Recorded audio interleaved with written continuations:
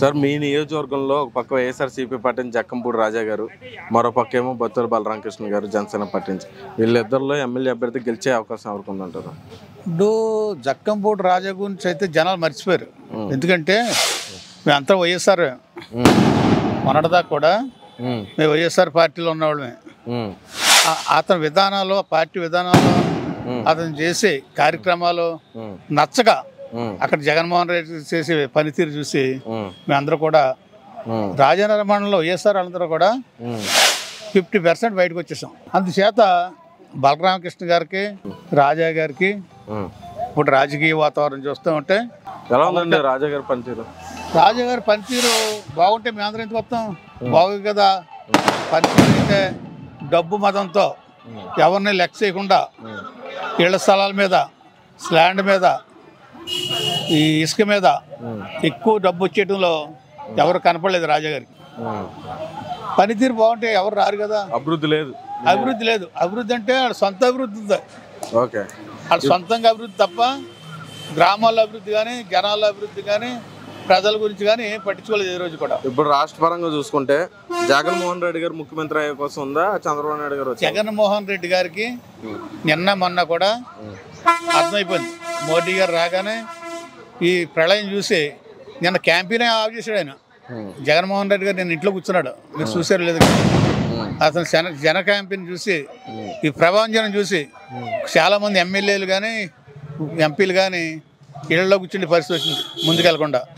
ఎందుకంటే ఈ రైతులు చేసే అన్యాయాలు, జగన్మోహన్ రెడ్డి గారు చేసి అభివృద్ధి ఏమీ లేక ప్రజలకు ఇసుపెక్కిపోయి ఇవాళ బలరామకృష్ణ గారికి కానీ, ఎంపీలకు కానీ, పురంధేశ్వరికి కానీ రాష్ట్రం అంతా కూడా ఎప్పుడు ఓటు వద్దా, ఎప్పుడు ఓటు వేయాలి మనం అని ఎదురు చూసే పరిస్థితి ఉంది. మీరు చూస్తూ ఉండండి, ఈ గ్రామాల్లో చూడండి, సాయంకాలం మట్లు అయినప్పటికీ, ఏడైనప్పటికీ ప్రతి కార్యకర్త కూడా ఫస్ట్ పట్టుకుని తిరుగుతున్నాడు, గుర్తుపెట్టుకోండి. ఎందుకంటే అంత కసి.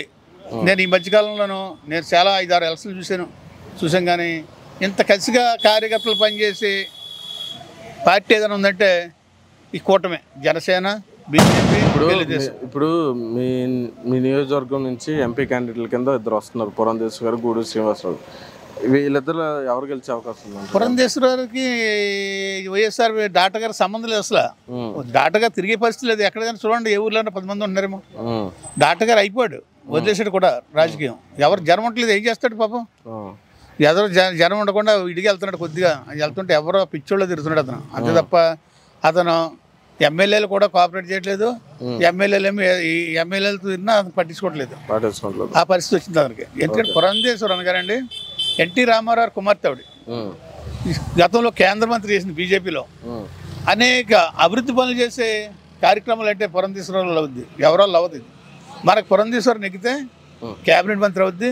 మన రాష్ట్రానికి పోలవరం కానీ, రైల్వే జోన్ కానీ, మన ఆంధ్ర ప్రత్యేకాంధ్ర కానీ, ప్రత్యేక అమరావతి కానీ అన్నీ కూడా డెవలప్ చేసుకుంటాకే మనకి వనరులన్నీ కూడా చేకూర్చుకునే అవకాశం ఎక్కువ మెండుగా ఉన్నాయి. అందుచేత పురంధేశ్వర మెజార్టీ 150,000 వచ్చినా మీరు ఆశ్చర్యపడకపోద్ది మెజార్టీ. సార్, ఇప్పుడు చంద్రబాబు నాయుడు గారు ఇప్పుడు ప్రజెంట్ అయితే రాష్ట్రం అప్పులో ఉంది, సంక్షేమ పథకాలు వాళ్ళు అంటున్నారు. అదే చంద్రబాబు నాయుడు గారు వస్తే ఆ సంక్షేమ పథకాలు ఇచ్చింది కాకుండా అభివృద్ధి తీసుకెళ్ళి చంద్రబాబు నాయుడు గారికి జగన్ గారికి ఒకటే డిఫరెన్స్ అండి. వనరులు ఎలా చేయాలో అతను వర్క్ అంత తెలుసు. అతను రాజకీయంగా మంచి ఉద్దండు.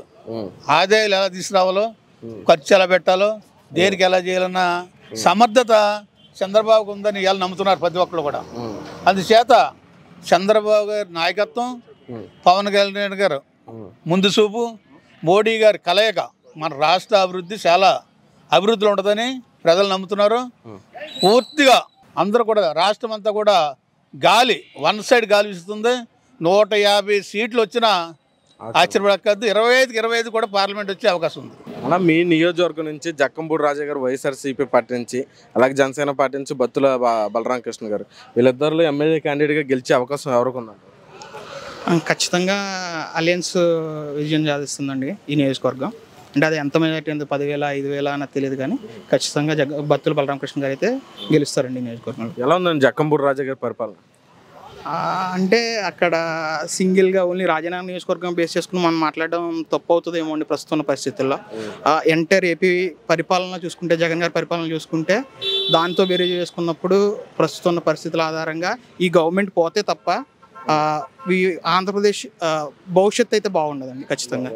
జగన్ గారు ఆధారంగానే, అంటే జగ్గంపూడి రాజా గారు ఆ పక్కన వేరే వ్యక్తి కాదండి, కేవలం ఇది జగన్మోహన్ రెడ్డి గారి ప్రభుత్వ పరిపాలన కారణంగా, ఈ అవినీతి కారణంగా ఇక్కడ ప్రజల్లో నెలకొన్న భయాలకు, ఇప్పుడు ల్యాండ్ టైటిల్ యాక్ట్ గురించి కానీ, లేదా ఇతరత్ర మద్యపాన నిషేధం చేస్తానని చేయలేకపోవడం కానీ, ఇంకా అనేక రకమైన కారణాలు, సిపిఎస్ రద్దు చేస్తానని చేయలేకపోవడం కానీ, అనేక రకాల కారణాల కారణంగా ఈ గవర్నమెంట్ దిగిపోతేనే మంచిదన్న అభిప్రాయం ఆంధ్రప్రదేశ్ వ్యాప్తంగా ఉంది. అది కొంచెం ఇప్పుడు ఇంకొక 2-3 రోజులు లేట్గా కానీ ఎలక్షన్ జరిగి ఉంటే కూటమి ఇప్పుడు ఆ వైనాట్ 175 ఏ విధంగా వాళ్ళు అన్నారో అదే పని వైనాట్ 175 జరిగే పరిస్థితి అయితే ఉంది రాష్ట్ర వ్యాప్తంగా.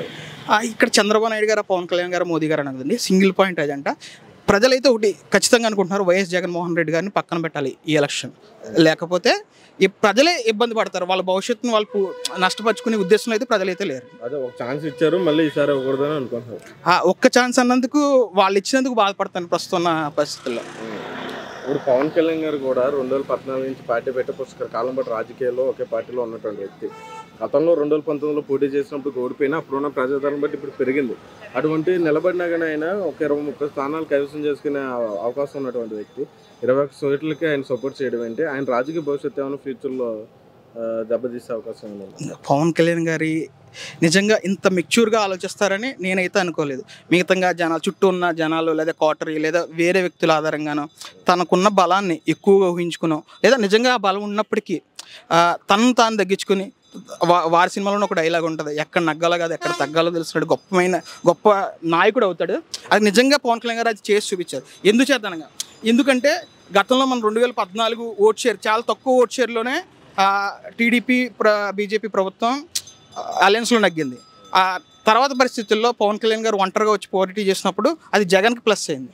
ఆ పొరపాటు, అదే తప్పుదో మళ్ళీ పవన్ కళ్యాణ్ గారు చేయకూడదని ఈ ప్రయత్నం చేశారు. 21 సీట్లలో ఖచ్చితంగా అట్లీస్ట్ 15% సీట్లు, 15 సీట్లు అయితే పవన్ కళ్యాణ్ గారు గెలుస్తారు.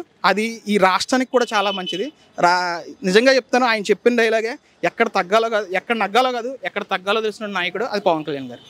కూటమి గెలిచే అవకాశం 100% కూటమి గెలుస్తుంది. అంటే ప్రజలు మార్పు కోరుకుంటున్నారండి. కళ్యాణ్ గారి నాయకత్వాన్ని బలపరచడానికి, అలాగే మోడీ గారి నాయకత్వాన్ని బలపరచడానికి ప్రజలు సిద్ధంగా ఉన్నారని మేము అనుకుంటున్నాం సార్, మాకున్న అనుభవం రీత్యా. బత్తుల బలరామకృష్ణ గారు వచ్చే అవకాశం ఉంది అంటే కళ్యాణ్ గారిని బేస్ చేసుకుని, అంటే ఇక్కడ బత్తుల బలరామకృష్ణ గారు లేదనుకుంటే పురంధేశ్వరి గారు అన్నది కాకుండా మోడీ గారు ప్రభావంతో పురంధేశ్వరి గారు పార్లమెంట్ అభ్యర్థిగా గెలుస్తారు. అలాగే పవన్ కళ్యాణ్ గారి నాయకత్వాన్ని బలపడడానికి కూటమి అభ్యర్థిని ఎక్కువ మెజారిటీ ప్రజలు అభ్యర్థి ఇచ్చి బలరామకృష్ణ గారు కూడా గెలిపిస్తారు. సార్, మరి రాష్ట్ర పరంగా చూసుకుంటే చంద్రబాబు నాయుడు గారు వచ్చే అవకాశం ఉందా, లేకపోతే మళ్ళీ జగన్మోహన్ రెడ్డి గారు గెలిచే అవకాశం? కూటమి నుంచి చంద్రబాబు నాయుడు గారు సీఎం అయ్యే అవకాశం ఉన్నదండి. కూటమి ఖచ్చితంగా గెలుస్తుంది. 125 నుంచి 140 స్థానాల వరకు ఎట్టి పరిస్థితుల్లో గెలిచి కూటమియే గవర్నమెంట్ ఫామ్ చేస్తుందండి. సార్, ఇప్పుడు జగన్మోహన్ రెడ్డి గారు ప్రవేశపెట్టిన సంక్షేమ పథకాలని వ్యతిరేకించి ఖండించినటువంటి వ్యక్తి చంద్రబాబు నాయుడు గారు ప్రతిపక్షంలో ఉన్నప్పుడు. అదే వ్యక్తి సేమ్ మేనిఫెస్టోలో ఏ పథకాలని 1 వంతు 2 వంతులకి పెంచిస్తాను అని చెప్పేస్తున్నారు. మరి అప్పుడు అభివృద్ధి కనిపించలేని అన్న వ్యక్తి ఇప్పుడు అయ్యే పథకాలను ప్రవేశపెడతానన్నారు. మరి అభివృద్ధి దిశగా ఈ పథకాలతో ముందుకెళ్ళే అవకాశం ఉందంటారు? అవి పవన్ కళ్యాణ్ గారు కానీ చంద్రబాబు నాయుడు గారు కానీ కూటమిని ఒప్పించేటప్పుడు గతంలో చిన్న పొరపాట్లు జరిగినాయి. ఆ పొరపాట్లు జరగకుండా ఇప్పుడు మేము కూటమిగా ఏర్పడి దానికి సంబంధించిన వివరాలన్నీ మీకు ఎప్పటికప్పుడు కళ్యాణ్ గారు ప్రతి మీటింగ్లో చెప్తా ఉన్నారో అది ప్రజలు మీడియా ద్వారా చూస్తూ ఉన్నారు. ఆ పొరపాట్లు జరగకుండా దాన్ని సరి చేసుకుంటా, మనకు రాష్ట్రానికి రాజధాని లేదు కాబట్టి రాజధాని నిర్మాణం, పోలవరం పూర్తి అవ్వలేదు కాబట్టి పోలవరాన్ని, అలాగే మనకి ఎడ్యుకేటెడ్ యూత్ ఉన్నారు, ఆ యూత్ అందరూ కూడా కూటమిని బలపరచడానికి సిద్ధంగా ఉన్నారు. చంద్రబాబు నాయుడు గారు కూటమిలో చంద్రబాబు నాయుడు గారు సీఎం అవుతారు.